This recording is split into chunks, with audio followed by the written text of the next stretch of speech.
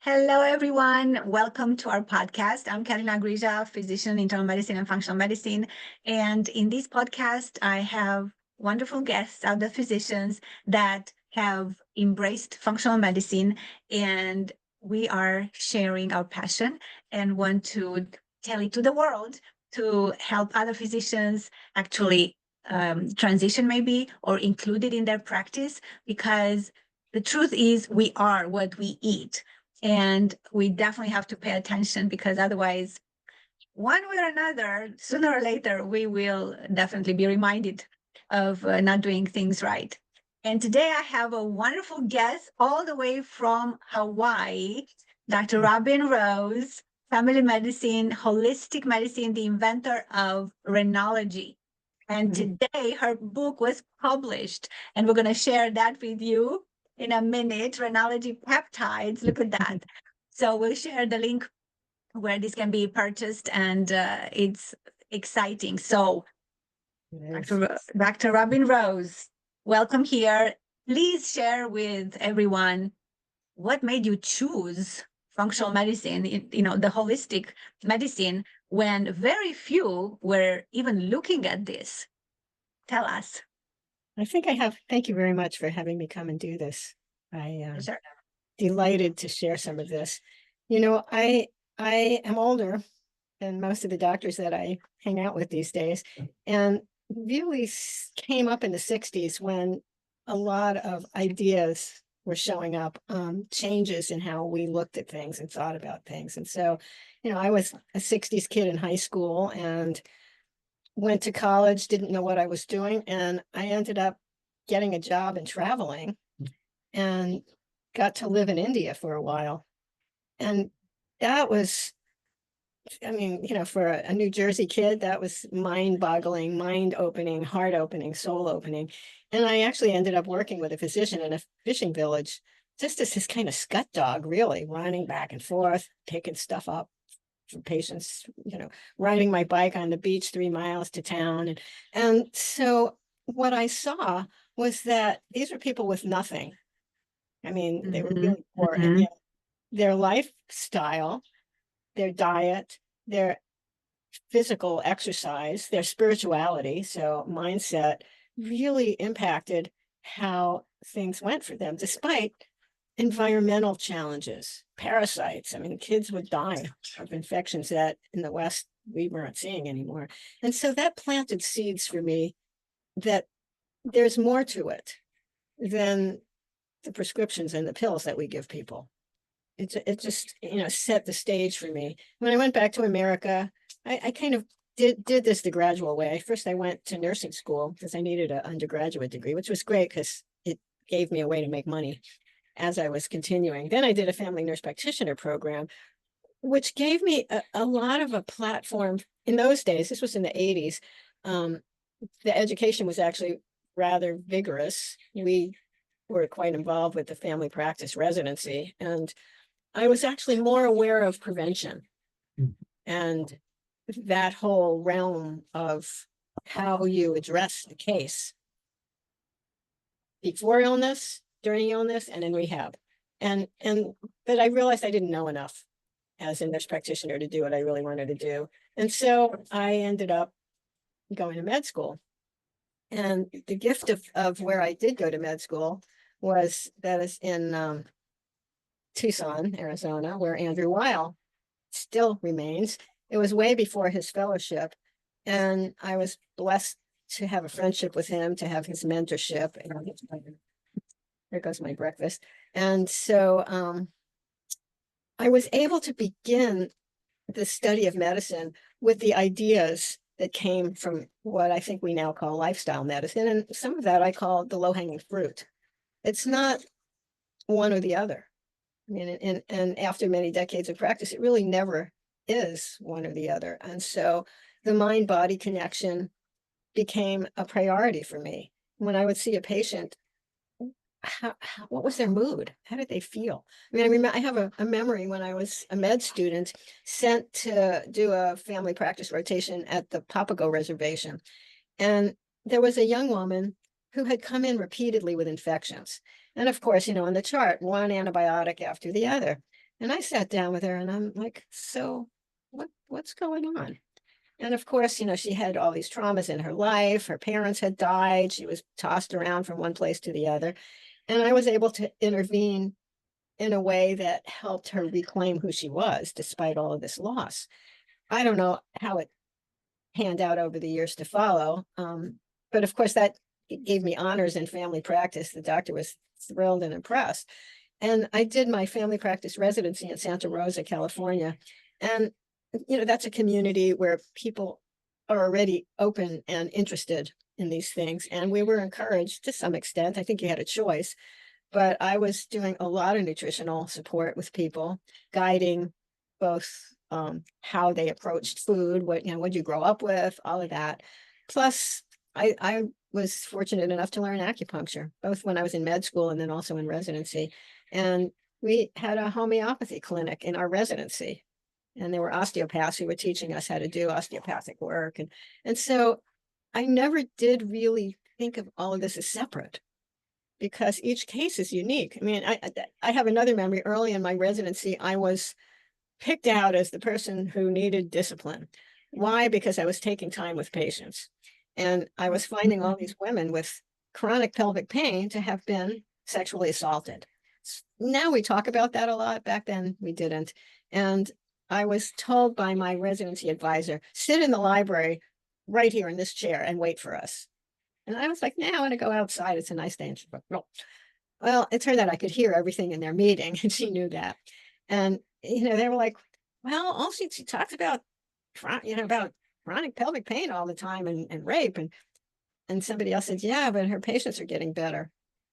And so one after the other, I had these opportunities to see that the heart and soul of medicine is really who we are. We're that evidence-based research that touches people. And so off I went. I was very fortunate. I moved to Ashland, Oregon, and had a practice there, another community where people expected me to offer them these options. And I learned, med school and residency gave me a strong conventional allopathic wisdom, which I don't denigrate. I think it's an amazing education. But what I saw is people would get sort of better with their medications, but not entirely. And then came all of the what people think of as woo-woo stuff, hands-on. I taught people to do breath practices that I learned from Andrew Weil. And there's, acid-base science in that. And that's the thing, which as functional medicine has evolved over this time that I've been in practice, we learned this biochemistry in med school. And what I found is we weren't really thinking, using it, here, the drug rep would come, here's a drug, let's talk about it. Okay, next. And I don't denigrate that. That was actually quite useful. They even brought us lunch back in those days, but, we can utilize all of this education. And so what I like about the functional approach is that we're using all this biochemistry we learned, all of these pathways. I'm not a biochemistry genius, and yet I'm enamored with the fact that I can follow pathways, even order tests to see where there's deficits. And sadly, it's like, I don't understand how my colleagues aren't equally excited about being able to do this, because I've just seen amazing changes in people over the years, and I've had different eras where I was really excited about various things. And so it's a constant lifelong living and learning. Absolutely. Absolutely. Wow. That was definitely, I think you had the blessing, the luck to really, stumble upon those, to be in the right place at the right time with the right people. And you were open to it, and you were already going down that path. And it's amazing that you could do this from the beginning, right? With the, with the founder practically of functional medicine, so that's amazing. Absolutely. So tell me, how did you invent Renology? How did that come about? Here's another long story. So I had the unfortunate eventuality of having my medical practice embezzled. Very, very, very, very stressful. It was crazy. And ultimately, I took some time off. I got bored, went back to work. The woman got away with it essentially. And long story short, all that stress compromised my health and well-being. And so several steps ahead, I came for 5 months with my new husband, having had many life changes, to stay in Hawaii and got a norovirus. Got better, never felt well. Went back to Oregon to pack because we bought our house and started spiking blood pressures that were crazy, 200 over 110, and went to see a doctor who was trying to be holistic and got in my face and tried to say, I am healthy. Repeat this, Robin. I am healthy. And I got angry, used one of those words you're not supposed to say publicly, and demanded a CAT scan, came up with a 5-centimeter left upper pole, PRCC, a rare form of renal cell carcinoma. Great. And this is like health food Hannah doesn't get cancer. But when I looked at the amount of stresses I'd been through, a lot, just a lot of changes. And so I was clear I wanted a nephrectomy. Had the nephrectomy. 3 weeks later, came here. Incredible place to heal. The ocean, the garden, But I went back for a 3-month follow-up and I had a GFR of 30. Alarm. And the advice I was getting was, don't worry, people live for a long time with this. I'm like, okay, but what do I do? What do I do for diet? Don't worry about it. We'll just check your labs. And so that was the beginning for me of realizing neither I or anybody who I'd known well really knew what to do about kidney. You'll get worse, you'll get dialysis. No way. I actually went, there's a dialysis center on my island. I went in, these little young Hawaiian ladies are looking at me like I'm crazy. And I just said, hi, I just came here to tell you I'll never see you again. And they're looking at me like, you're this crazy Howley lady, what are you doing? And so I started looking stuff up. My potassium was elevated. What do I do? Don't worry about it. It was not advice. And so very slowly I started evolving. I actually found someone who isn't an MD, who's a naturopath, who gave me some amazing guidance, got me going researching, gave me guidance for diet, told me to take bicarb, things that none of the 5 nephrologists I've seen have ever given me anything useful to do. So I started thinking, in the literature, it says if you're, basically see your primary care doctor if your GFR is 30 or above. All right. But we don't know what to do. We're intimidated. I mean, I've seen primary care not really embrace, what do you do for early kidney disease? I mean, stage 2, which is greater than 60, is normal. It's not normal. And so I started really getting into what's happening. Where did this start? And had the Jersey girl, what are you waiting for? Because it seemed like I should be doing something. And so I started with potassium and then went on to uric acid and PTH and vitamin. I mean, all the things that were wrong with me, I began learning about. And then came to understand that nephrology is burdened by these sick patients. I mean, God bless them. It's way sicker than my training is capable of handling at that level. And so when they would see me, I'm healthy to them. What's wrong with you? Nothing compared to the last 10 people I saw. And I realized, okay, and here's another piece. My oncologist, who actually did Andrew Weil's integrative program, basically said to me, don't use the term failure. Be aware you are not in failure. I mean, I had moderate CKD, but that's not kidney failure. I so appreciated that. And then, I realized none of us wants failure. And nephrology was saying, oh, we're not going to use the term renal anymore. People don't know what it means. So I was like, I'll take it. And I started to create this concept of primary care kidney medicine. And I've called it Renology, since they don't want the term. I don't want to step on their toes. I want to collaborate with them. I think we have to be one continuum. Primary care gets people who come in with, I don't feel good. They're not packaged up with a diagnosis and a bunch of tests. They're like vague, and early kidney disease is vague. But what I call Renology is the art and clinical science of kidney success. As soon as you hear that, your limbic system changes. It's amazing. I mean, it really, and that's an important thing. You know, medical curses are really wrong. You will Oh, never get better absolutely. if you keep doing what you're doing. Was the last nephrologist I saw chided me, and my GFR had gotten up to 51. And that was basically as a result of a lot of research, talking to people, emailing people. I made major changes in my diet based on my labs, used chronometer, which is annoying to do, but utterly valuable. I think everybody should do it. I mean, you don't know how much What do protein. you mean? Chronometer.com is you input the food you're eating, and it gives you absolutely every nutrient you can think of. And it's like, how much selenium are you getting every day? You don't know how much protein. And, you know, with kidney, protein matters.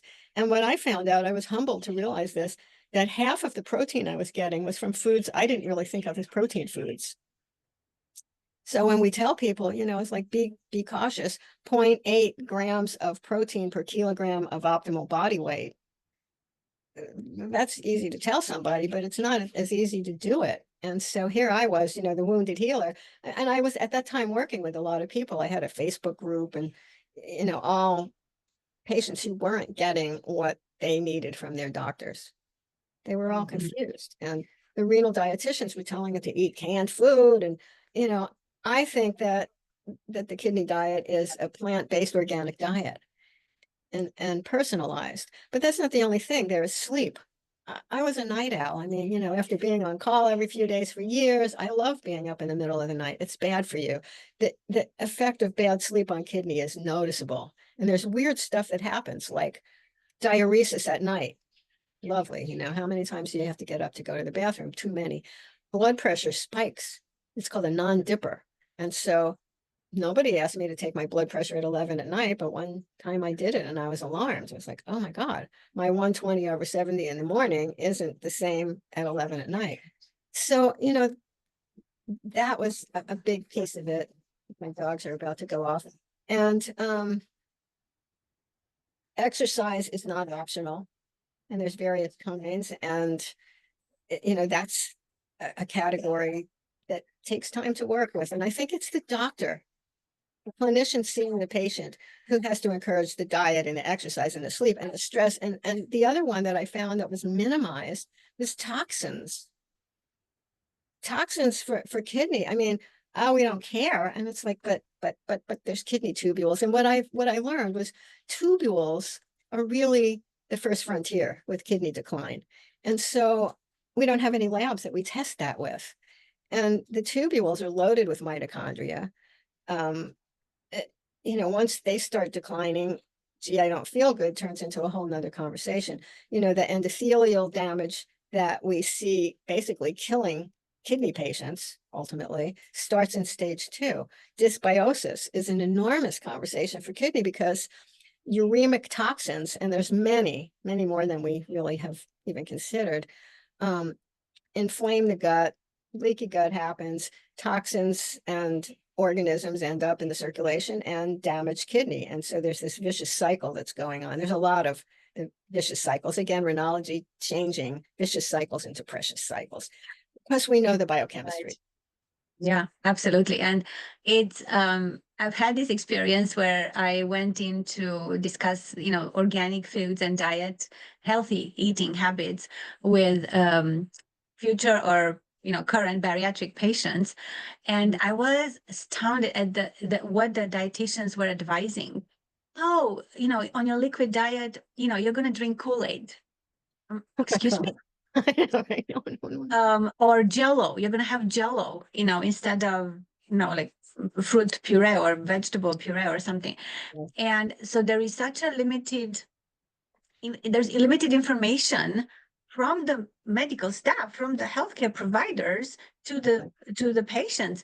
So it's not possible to change those people's lives if the advice, you know, the advisors practically give the wrong advice. Okay. And that's what they were trained. So I'm not bashing anybody here, but when things don't make sense, I think you should look around and see, because we are not getting sicker as a as the population because our genes have changed or anything. It's all because environmental, and it's obvious because there's nothing else. And if we don't address these changes, they're going to take over. And Yes. toxins are not even acknowledged, right? Besides maybe lead level, for children, maybe. Yes. Nothing else it's looked at. Definitely.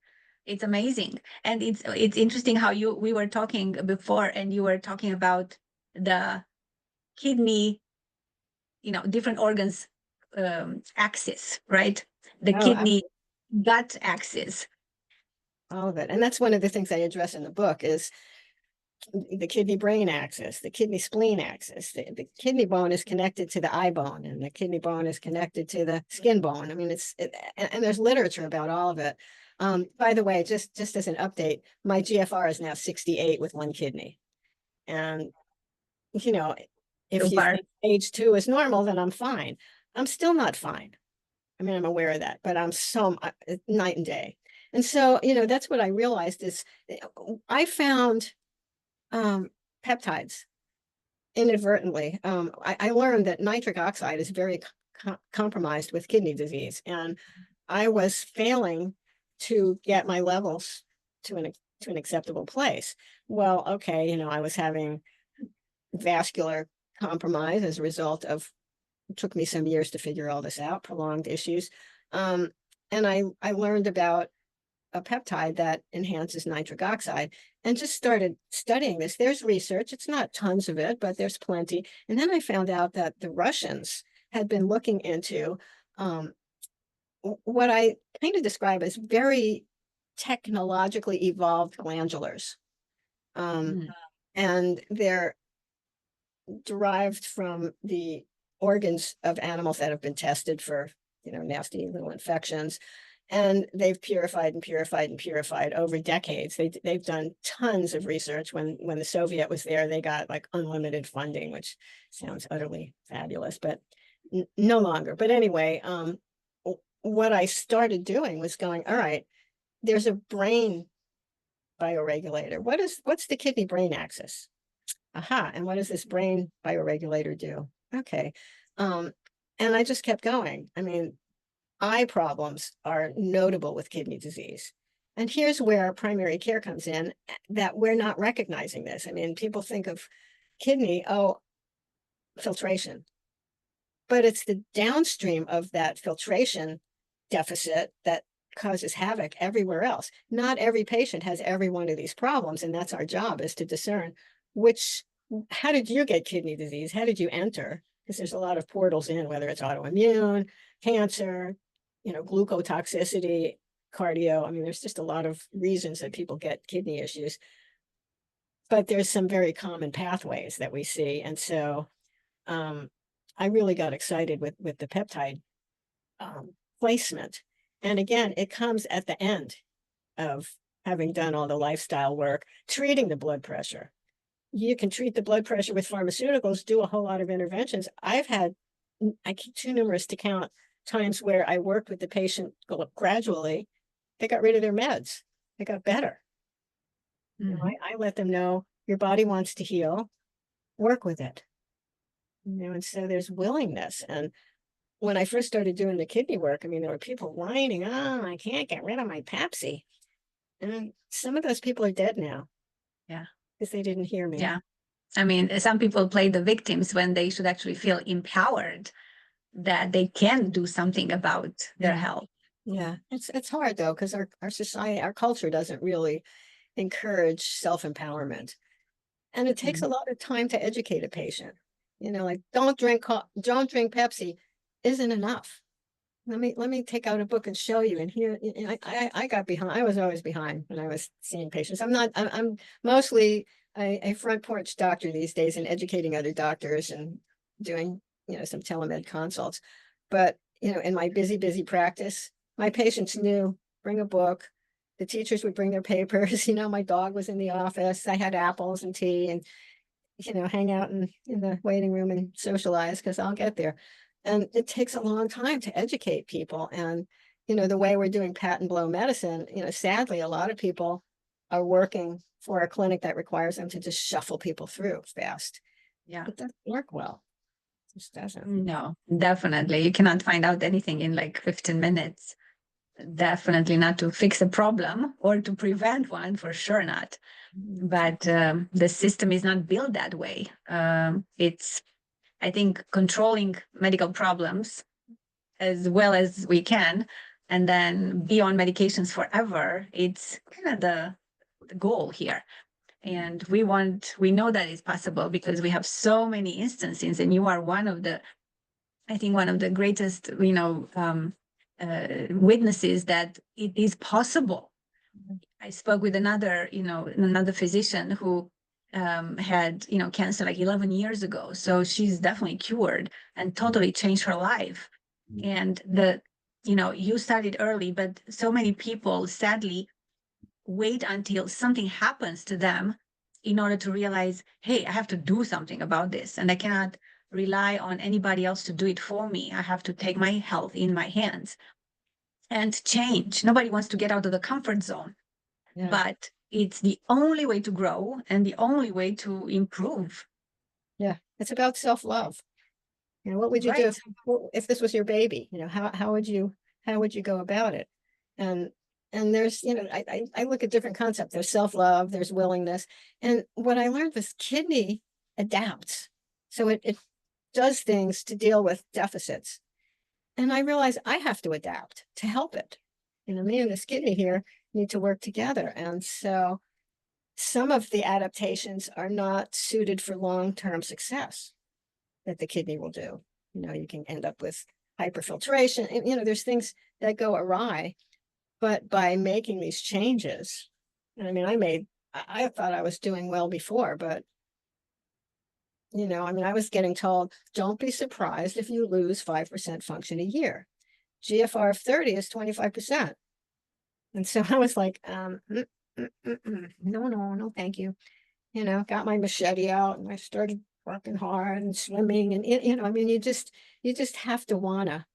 And some people are depressed by their illness, by their lives, and the chemistry of that is dangerous. And so we can't not deal at that level.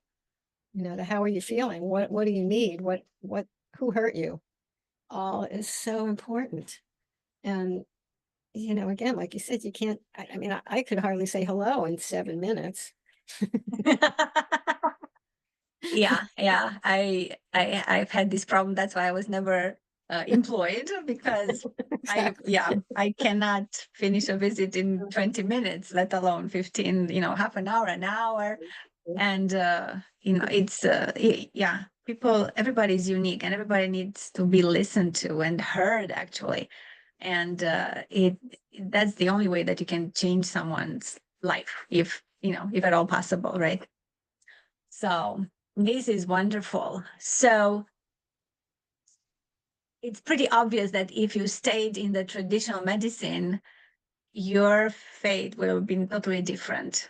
I'm pretty sure of that, considering what you've been through, right? And it did work well. I came out of residency and got a job with a very large, 70 doctor clinic.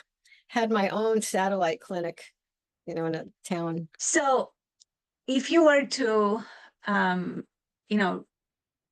of envision your life 10 years from now and write a letter, how would you describe your life in 10 years?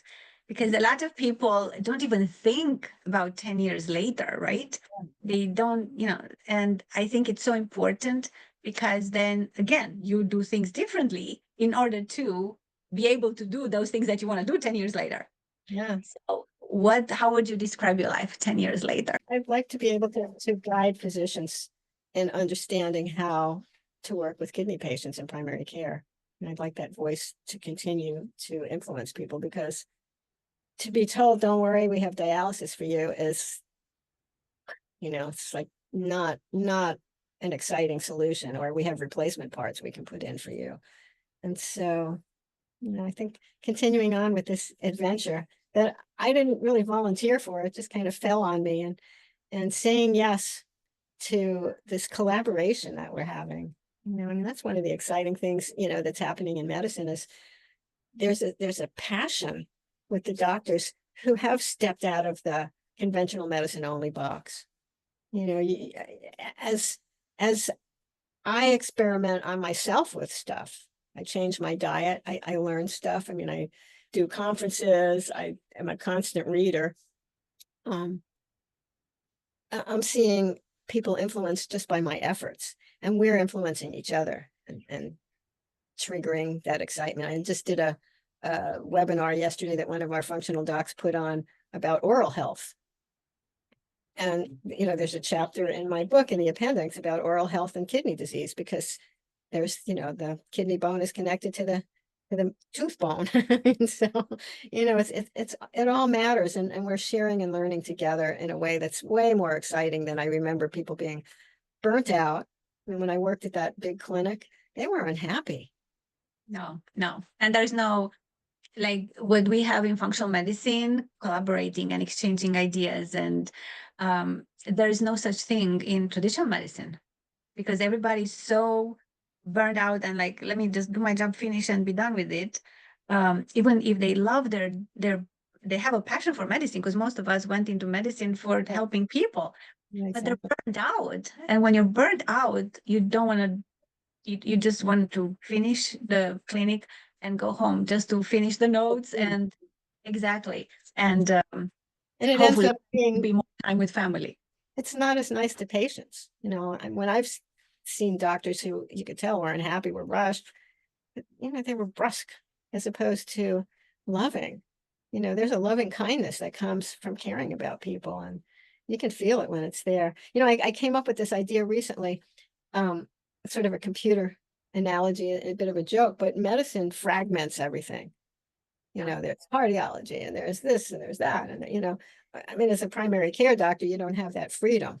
Just why it's fun just focusing on kidney as an elder doc. It's like, wow, one thing.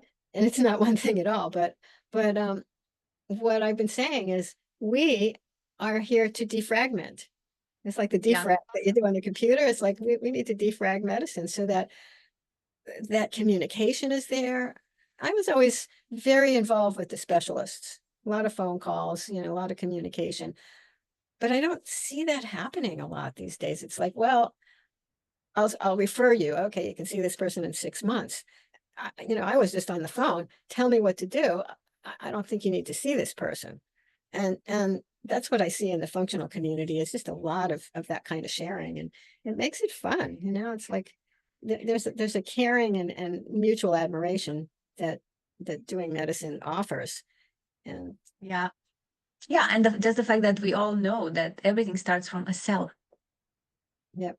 Everything starts from a cell, you know, and just trying to dig as deep as we can and figure out what's going on, and then make the changes. And I think the attitude of patients is also different Yeah. versus a traditional medicine provider versus a functional medicine provider, because again, we empower people and they feel totally different. Whether, okay, I have to go to the pharmacy every week or every month and pick up these drugs and I feel the same, versus, oh, I can do something about my condition and maybe I'll get rid of it and live a healthy life. Exactly. It's totally different. So I love that. I love that. Yeah. I mean, having motivated patients is satisfying as a doctor.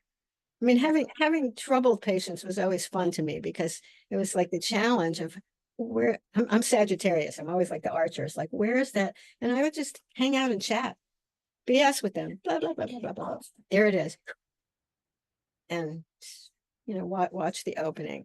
And I saw amazing changes. I mean, I saw people who really didn't get it, to embracing taking care of themselves, their family, quitting their job they hated, you know, avoiding the toxins. I mean, that was a big one that I looked at years ago. I mean, now at least we have toxicology and environmental medicine, but you know, I would see somebody working in a factory exposed to something and they're developing autoimmune symptoms. It's like, you know, you got a degree in X, Y, and Z, find something else, because you know, your body's stressed. So you're stressed. You go home and you yell at your wife, and then your kids are crying. All of this can change. And I'd see that kind of thing happen. And then all of a sudden the meds weren't needed. oh, the sleep's better now because my nervous system isn't quite so poisoned. And I did things like, I mean, I taught meditation as part of my medical practice. I even started, I learned Middle Eastern dance. And so I did a class for women over 40. It was just really fun because, it was really how to maintain your sense of esteem and beauty as you're getting older and maintain your ability to control your body and do it gracefully. And so, there's a lot of ways that you can be a doctor and have fun, make it fun. And I would bring in bags of fruit from my property and make people take them home. You can't leave without a bag of plums. And, I grew various herbs that my new thought is, we're good about plant-based diet now. We're having conversations about that. But plant-based medicine is amazing. And that's my next book. I'm doing the research for myself. I walked around my property. I have year-round gardening. Wonderful. My most recent planting was cardamom. I looked it up. There's a lot of research. It's an amazing medicine, and it's part of our diet. So, that there's a crossover between plant-based diet and food as medicine. And so adding herbs to your cooking, I lived in India. I saw that firsthand. It's antioxidants. It's amazing. I mean, and a lot of the stuff is basically like free functional medicine. You go out and pick weeds in your yard. They might be part of your salad. When I learned about nitric oxide, I started growing arugula. Which and noni, you said you have noni fruit. Yeah, we have noni. Those things, when they fall on the ground, they stink though. I have to learn better how to use them. The local folks are better at noni than I am. But, it's like we have so many things available and it's not an either or. And that's what I love about it. A lot of people think, well, I don't ever want to take any medication. I mean, I would have patients like that. And I'd be like, okay, let me give you some alternatives and bring you in to trust me. And then, this is doing bad. Let's place some, blood pressure medicine, some hormones, whatever. Somebody's having, a head to toe poison ivy, poison oak response. Let's use a little steroid. This is, kind of taking over your whole body, and yet then teach people, and I know there are ways. I mean, there were patients who wouldn't do any of that, and I had to get creative rather than just blow them off. Okay, get out of here because you don't want what I have. It forced me to learn some new things, and I love that. I mean, I'm grateful to them. I learned a lot of wonderful tricks from annoying patients, which say, sarcastically, because I really find that there's an attitude in medicine if somebody's an annoying patient. And what I realized is there was annoyance in their life. And it was my job to find that and to help them heal. Whatever Yeah. And it starts with the bullies in school, right? There is a story behind that bullying attitude, and unless you find it, gets worse and worse. But if you find out the root of that, you can literally save a person's life. So what would be a couple of things that you would advise somebody with, again, maybe stage 2 chronic kidney disease to start doing or investigate? Well, the first dive that I made was about dysbiosis. And once you understand that, the whole thing with leaky gut, dealing with the gut flora, healthy bugs makes for healthy kidneys. And so what we ended up doing and what Dr. Henderson had first got me going on was fermented food. Well, my husband, who he's been seeing wandering around in the background, became a ferment master. I mean, he's teaching people these days. We ferment all kinds of stuff. Every meal has fermented food. So that's a big thing. I try to avoid antibiotics because that thrashes the gut flora. I've had infections and I've actually used botanicals. It worked. I avoided it. I got cat scratch fever. I took the antibiotics. I mean, you have to have discernment. The vascular aspect is important, and either supplementing or dietarily supporting nitric oxide is an enormous thing. I like the idea of looking at the genetics and looking at SNPs. Like I had way many, and I'm still confused about it, to be honest. I mean, there's so many that were abnormal, but my homocysteine was very elevated. I think looking at homocysteine is important. And the irony of it is, I was told by one nephrologist, I said, oh, we don't care about that. It doesn't really affect kidney. And I'm like, oh, wait a minute, kidney is a vascular blob. And when I talk to the cardiovascular people, homocysteine matters. I mean, mine was 33. I was freaked out Wow. about it. Started supplementing things, it came down, riboflavin, normalized it. Okay, I'm aware of a variety of vascular hazards with kidney disease. So, and it's not just cholesterol. I mean, abnormal cholesterol fragments are of concern. So is ADMA, so is TMAO, nitric oxide. I mean, there's just a whole list of things. So that awareness and helping patients know to do that is an important thing. I think my dog wants me to let him in.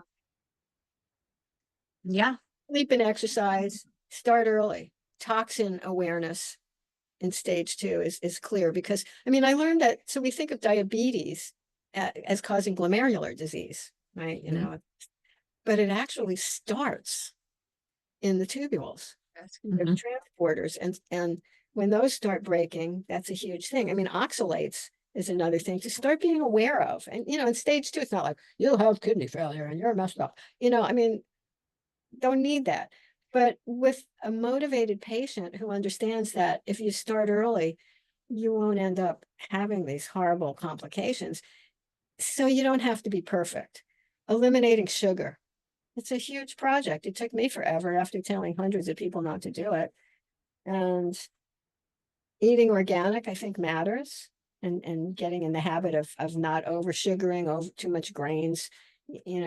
Start learning about protein. How much protein do you actually eat? In stage 2, you have a little bit more flexibility, but if there's proteinuria, salt and protein need to get looked at. And I've seen people just improve by looking at the sodium and not eating packaged junk, not eating packaged anything. I mean, it's like the joy of cooking needs to arrive in your life. And one of the books I never did get around to writing was Fast Food is Good for You. And I like the title. And what that really is about is knowing how to prepare food in advance. So when I was working ridiculous hours, in my office was part of my house, and you could smell the lentil soup cooking in my crock pot all through my office. It smells really good. Learn how to cook, learn how to use herbs, find your way to a more plant-based and alkaline diet and lifestyle. And that's another one that I really encourage, is optimizing the CO2. I often see a CO2 in the low 20s or even high teens, and that's not okay. And I actually optimize to closer to 30. And what I've seen is, even this is in the normal range, no problem. Well, all right, it was 25.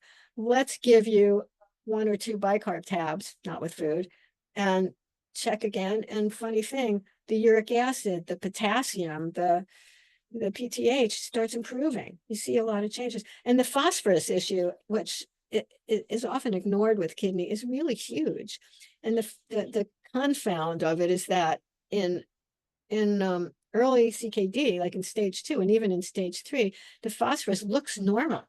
But in the normal range, mid-normal range and below is acceptable in kidney. So the normal range changes for CKD. And even if it's 4, well, you're fine. It isn't, because already calcium's being taken out of the bones and put into the arteries, not what we want. And those complications are known. So it's really about seeing the pathways, using your education and your scientific know-how for subtle. And not, so I'm not an ER doc. I don't like the drama. I like the subtle. It's like seeing the changes is so exciting. Seeing the teenagers who changed their diet and came back, they lost 40 pounds because they really heard me. Yeah, it's wonderful. Absolutely wonderful. Super. So tell us, for everyone who would want to read the book, where will it love be? the cover. Uh, It's beautiful. A Ukrainian artist did this for me. Beautiful, beautiful. Renology Peptides. And it will be on Amazon or It will where? not be on Amazon at this point. I opted to do a self-publish through Lulu. And Okay. where it is currently available is on my website, which is one word, renologyiskidneysuccess.com. Okay, And we'll put the link there. I Okay. have other stuff, I have some videos and I'm starting to blog a bit and some resources and stuff like that. So, and people can get in touch with me via the website. So, and this isn't Super. a trivia Wow. book. It's close to 800 pages. And, if you don't want to read it, you can use it as exercise equipment. I Super, went into super. detail because nobody had put all this together. There's three sections of it, basically, four really with an appendix. But the first one is topics of kidney, not basic stuff. It's things like toxins and heavy metals and phosphorus and things that you can't really find. So I collated that. And then the second section is the research on these bioregulators, how they came up with them.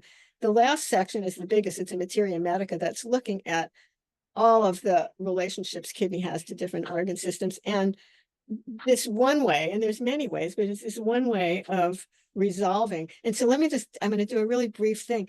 The bioregulators are tiny. They're basically 2 to 4 amino acids. So they're orally available because when we eat proteins, our body breaks them down into 2 to 4 amino acid fragments. So you can take these orally, which is lovely. Insulin's a peptide you have to inject. Right. These are oral and they get through the cell membrane. They don't need a receptor. They can use transporters. They can get into the nucleus. And then this is the coolest part of all. Each uniquely, brain, pineal, thymus, there's like many pages of this. They actually lodge in the DNA and work with the histones, and each uniquely finding its place in there reverses epigenetic damage. I mean, when I was very sick Amazing. and I was like, sign me up. That's amazing. Yeah. And we all have it, and it works better in elders because we've been around. We have a lot more, Right. more epigenetic damage. And I'm seeing it in myself. I've seen amazing changes. I actually did the longevity study, and my biological age is several decades younger than my chronological age. Super, super, super. But thinking 10 years from now, well, we'll see. Keep the muscle. Okay. Super. Thank you so much for being a guest on this podcast and sharing so much. I think a lot of people, a lot of doctors, and I would encourage nephrologists, hopefully, to take a look and definitely read the book, because the less people we have on dialysis and more people can maintain their kidney function, everybody wins, right? Okay. So I think it's a fantastic goal, right? And we'll definitely share the link for the book and your website, and look forward to the next 10 years. Okay. Right. More stories and more great outcomes, because this can only get better, and the more people embrace the principles, the more impact they can make on people's lives. So appreciate you so much. And I wish I were in Hawaii, but I'm in Chicago. So hey, at least it's sunny. So Exactly. Well, one of these days you may just have to come visit. absolutely, absolutely. Thank you so much. I really enjoyed this, and good luck everybody. And learning about kidney, it is fascinating. It's wonderful.